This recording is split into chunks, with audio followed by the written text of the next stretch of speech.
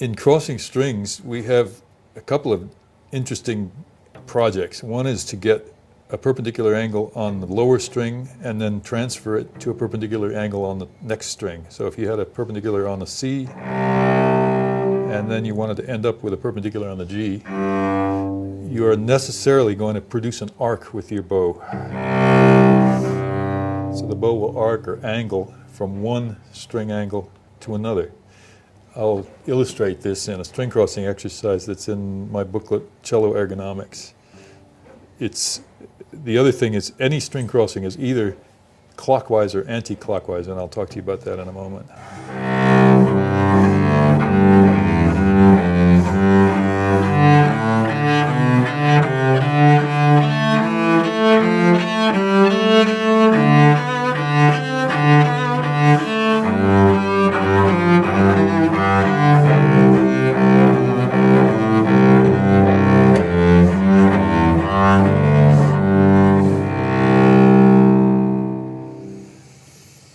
You'll notice when going from a low string to a high string, down bow to up bow, that the circle is what we call a wax-on circle. Imagine you're Simonizing your car. You want to go anti-clockwise. So here's some wax-on circles. And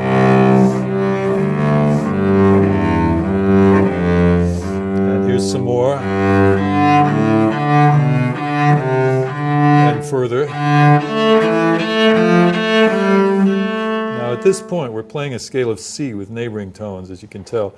We reverse the circles and they become clockwise, so we call that the wax-off circle.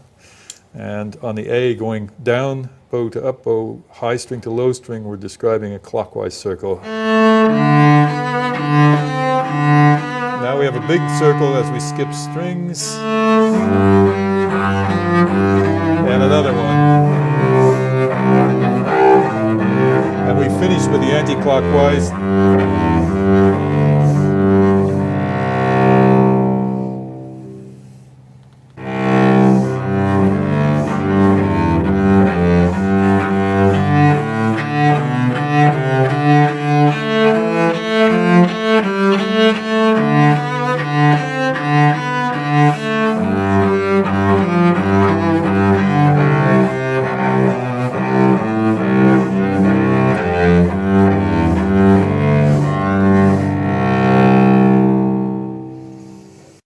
When you encounter a string crossing passage in a piece, there are three questions that are very important to ask yourself.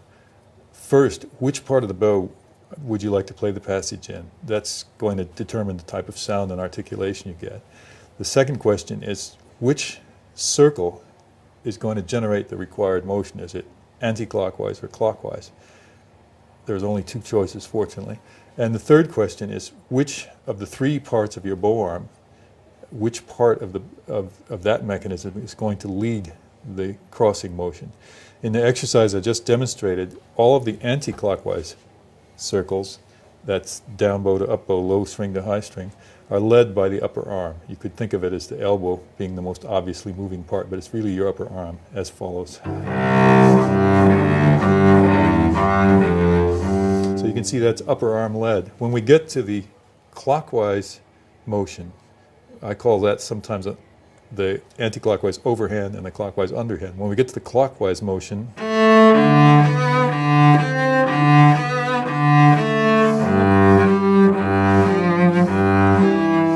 you'll notice that the hand is actually leading the motion and the upper arm is following.